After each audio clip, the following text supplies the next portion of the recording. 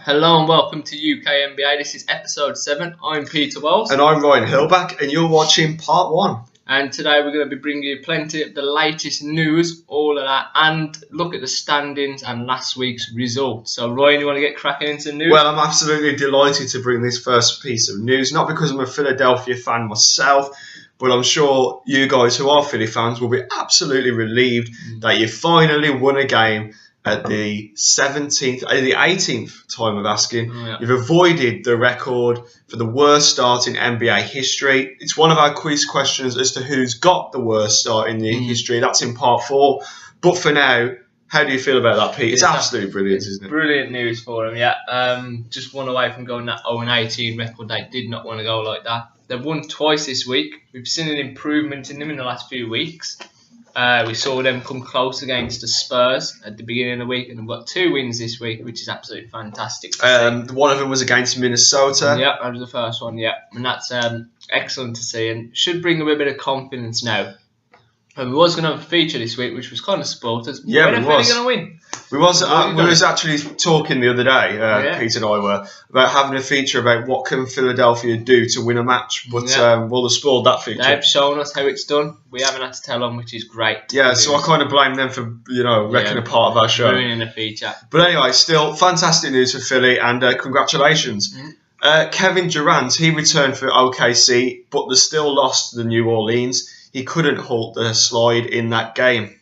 No, but it's great to see him back. Obviously, him and Russell Westbrook are both back in the team now, both producing a lot. Obviously, it's going to take a little while for them to get the chemistry going again, as obviously a lot of those players that are coming off the bench now have been starting the last few weeks. So they've got to get used to being bench players again. Yeah. And then the duo of Durant and Westbrook are back in the side, so we should see quite a big improvement. And we talked a little bit last week or the week before about the playoffs. Dare we say it? We could, I think so, because I started to think last week, they've come back a little earlier than I thought they would, and a lot of people thought. They're looking good. It's still a question of whether they've got enough, especially off the bench, enough scoring without Kevin Durant and Russell Westbrook, and can Russell Westbrook stay healthy? That's a big question. Yeah. But I would think that at the moment they're 20-1 to make the playoffs. Yeah, it's so that's a good odds. Yeah, because as an outsider, you got to look at it before the season, before Kevin Durant's injury. You would have put them as a guaranteed playoff team up there in the top 4, potentially contending with San Antonio for the top spot. And so you can't put it past on a 5-game behind the Phoenix Suns at the moment. So it's a bit of a catch-up, but if anyone can do it, it's the likes of Kevin Durant, Russell Westbrook that can make that climb. Absolutely. Dante Cunningham has signed for the Pelicans, which is great news for them. Yeah, a good signing. Played at Timberwolves last season. Again, good defensive player, long reach. Produces a few points, will get a few steals, but mainly on the defensive end, on the rebounding side, can create something off the bench. And we've seen with players like James Johnson and several others this season that have become surprise scorers. So potentially he could be one of them to give that extra offense for the Pelicans, which they might not expect. The Memphis Grizzlies are experiencing a loss in form at the moment, but they'll be buoyed by the news that Tayshaun Prince is set to return for their clash against the Spurs. Yeah, and he looked very good in that game. Obviously, it was a defeat, but he looked good. Plenty of points, a good 3-point shooter, can get to the rim. Also, a great defender. Expect exactly what the Grizzlies want. And he's going to be a massive boost for them getting back into form, which we'll talk about later. Yeah, that's another part of the show. Yeah. Also, a little bit more news. Dwight Howard could return for the Rockets this week. Yeah, again, Dwight Howard's been missing a lot, so James Harden has took on a lot of the load for the last few weeks. Dwight Howard should return later this week. We're not sure exactly when, but it's a possibility. And should he be back, then it adds to the offense and the defense for the Rockets. You'll have to forgive me if I mispronounce his name. Yeah. But here we go. Ersan Ilyasova. That's exactly it, yeah. For the Bucks, is out for a week with a broken nose. Yeah, suffered a massive blow at the weekend, so he'll be out for a week. Hopefully he should be back pretty soon, but We'll be wearing a face mask, which a lot of the players you see which wear. causes its own problems in itself. Exactly. Other players have said, it steams up sometimes. Can be frustrating, especially when you're going to layups a lot. Sweat and the sort of like sticking onto you, and it must feel quite suffocating. Must be like, with a Formula 1 drivers when they've got a visor in front of them. It must be frustrating. So it's not the easiest thing to do, but Elisa will have to be wearing that because you need all the protection you can get with a broken nose. Yeah, DeMarcus Cousins is probable to return at the end of this week. Yeah, he missed the whole of last week with a virus. That's all we're getting for the moment. Maybe it is a bad virus. Potentially there could be more of an injury in there, but we haven't heard anything come out. So we just got to go with the fact that it's a virus at the moment. And, sometimes it can last a while and you've got to sit on the bench. It depends what kind of virus. It could be flu, could just be a standard cold, could be chest infection, could be a number of things. Whatever it is, it's obviously impairing his training, impairing the fact that he's not going to be able to produce the same level he's been producing this season on the court.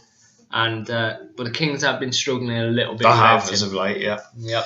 And Alec Burks, he will be out for 2 weeks with a shoulder injury that fortunately will not require any kind of surgery. And this was a bad foul. I can't remember who it was now. I don't know if it was Bayliss. It might not have been. I apologise if it wasn't. But obviously it was a flagrant foul on the possession that injured Alex Burks.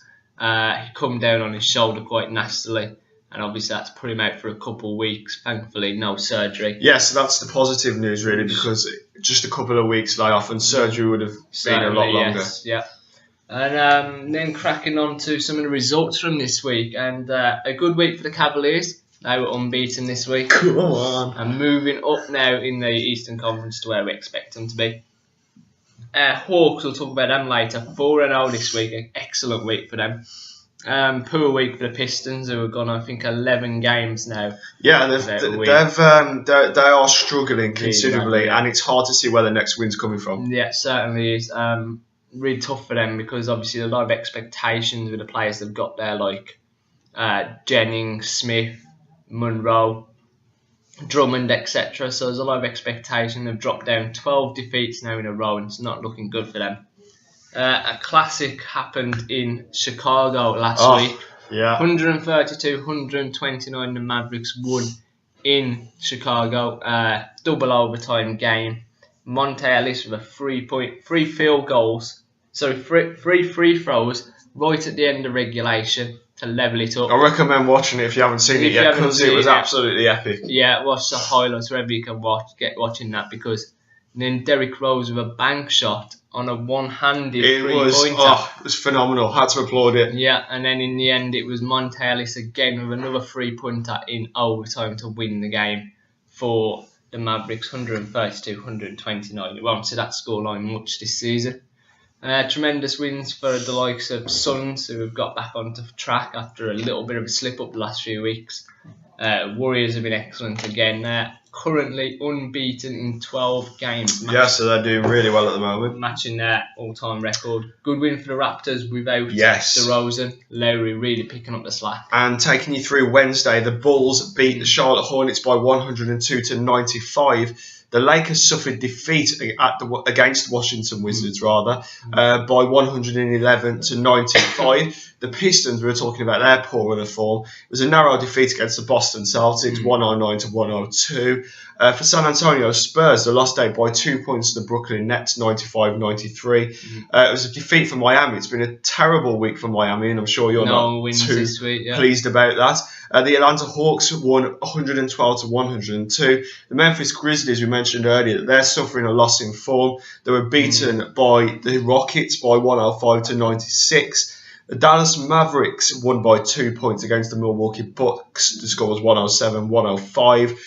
Philly, we mentioned their win against Minnesota, their first win in 17 matches. They won by 85-77 against Minnesota. And the Toronto Raptors beat Utah Jazz by 123 points to 104. And in the match, that Orlando Magic had chances to actually win the game, even though the scoreline doesn't suggest it was a game that I watched live. The Clippers won 114 to Orlando Magic's 86. Did you see that game? I didn't see that game, but I saw the highlights that fell apart, obviously. Massively. They started very well, but then they capitulated. Yeah, tough one for them. So, yeah, again, on to Thursday. It's the 3 games on Thursday. Cavaliers going into New York and winning after obviously avenging that earlier defeat in the season. That was by 3 points. The Blazers sneaking by the Pacers, 88-82. And a big win again for the Warriors over New Orleans Pelicans, 112-85 that was. Plenty happened on Friday. Just run through a quick few of them. Philly went and lost again. OKC's first win with Kevin Durant back. Yeah, and Russell Westbrook. Yeah. Washington Wizards with a massive win by 30 points over the Denver Nuggets. It was an absolute classic for San Antonio Spurs against the Indiana Pacers. Fantastic game. Only 1 point in it. 102 to 101 was the score. Yeah, brilliant game. Overtime game. Couple of overtime games was over the weekend. We saw one there, Houston Rockets beating the Timberwolves in overtime as well. And we see that the Memphis Grizzlies going to 2 defeats in a row, this time hosting the Spurs. I see you haven't mentioned how the Milwaukee Bucks trounced Miami Heat. We don't need to look at that too much. That's kind of irrelevant right now. Okay, it was a fantastic game for Philly. Another win. It was 108 to 101 against the Pistons. The Golden State Warriors continued their rich reign of form, winning 112 to 102 against the Bulls. The Phoenix Suns lost by 5 points to the Rockets. It was 195 the final score. Minnesota was thrashed by San Antonio Spurs, more so than the scoreline suggested. The score was 123 to 101. The Orlando Magic beat the Sacramento Kings by 105 to 96. A very impressive win. Yeah, that was a good win. Yeah, very impressive win. And the Clippers won by 20 points over New Orleans. 120 to 100 was the final score in that one. Tough week for the Pelicans, and they got back on track though in LA last night. So against the Lakers this time, getting a comfortable win. Grizzlies beating the Heat, getting back on track.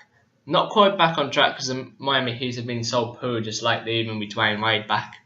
The Hawks continuing their good form, and the Celtics beating the Wizards. Yeah, that's a fantastic result, and special mention for the Mavericks and Milwaukee Bucks game, because that was a brilliant game as well. It was 125-102. Yeah, and another win for OKC, and coincidentally another loss for the Pistons, 96-94 that one. Very close. But yeah, quick look at the standings. We've got Toronto still on top in the East, but look at the Atlanta Hawks now. They are second. Rocketing up that table. Yeah, 6 wins in a row. Exactly the same as the Cavaliers, who have the best winning streaks right now in the East.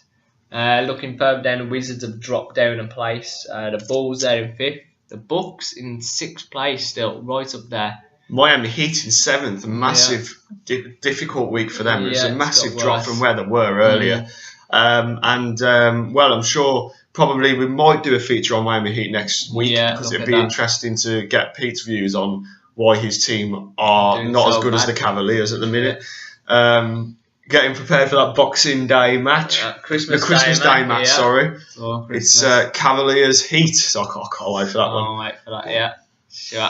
Yeah, and further down, Magic are getting closer to the playoffs. Still a game and a half behind the Nets, but they're looking pretty decent at the moment. Down the bottom, though, the Knicks, Detroit, Philly, and I mentioned for Charlotte, they've been poor this season. I can't believe it. The playoffs last year, and they improved the squad seemingly with Marvin Williams and Lance Stevenson. Yeah, there they are, 5 running through the Western Conference. The Golden State Warriors are in 1st place. The Houston Rockets 2nd, Portland Trailblazers 3rd, Memphis Grizzlies 4th. I mean, they were top last time we did a show. That just shows how easily just 2 defeats they've had this week, and straight away because knocks you off from top spot to 4th. In 5th are the San Antonio Spurs. I expected them to be a lot higher at this stage of the season. The Clippers are 6th.